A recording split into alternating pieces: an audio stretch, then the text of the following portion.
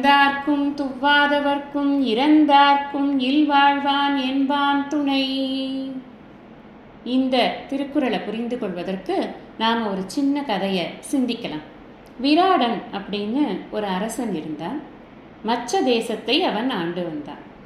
இந்த அரசனை பற்றி நாம் எல்லாரும் மகாபாரதத்தில் கேள்விப்பட்டிருக்கோம். பாண்டவர்கள் 12 வருடங்கள் வனவாசம், 1 வருடம் அஜ்ஞாதவாசம் செய்தார்கள். இந்த அஜ்ஞாதவாசம் செய்யும் பொழுது அவர்கள் தங்கியிருந்தது இந்த விராட தேசத்தில்தான். விராட தேச மன்னன் இந்த விராடன் தான் அவர்களுக்கு இடம் கொடுத்து அவர்களை நன்றாக பராமரித்து வந்தான். யாருன்னு அவனுக்கு தெரியாது.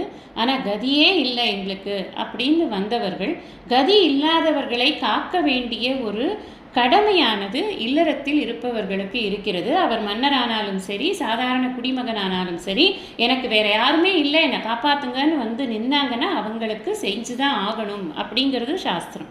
அதே மாதிரி பொருள் இல்லாதவர்கள் வந்து கேட்டால் அவர்களுக்கு பொருள் கொடுக்கணும், இல்லை வேலையாவது வாங்கி கொடுக்கணும்.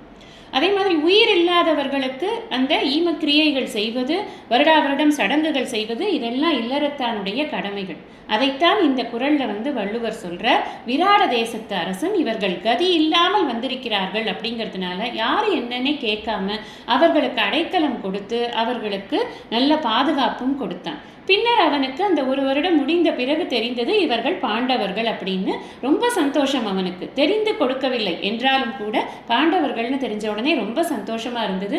அதன் பின்னர் மகாபாரத பெரும் போர் நடந்த பொழுது பாண்டவர்களோடு கூட நின்று அவன் தோள் கொடுத்து அந்த போரில் ஈடுபட்டான் அப்படிங்கிறதெல்லாம் நாம் அந்த கதையில பார்க்கிறோம். நம்ம புரிஞ்சுக்க வேண்டிய முக்கியமான விஷயம் என்ன அப்படின்னு சொன்னா, இல்லற தர்மம் அப்படிங்கிறது யாருக்குமே இல்லைன்னு சொல்லக்கூடாத தர்மம் அப்படின்னு நாம புரிஞ்சுக்கணும்.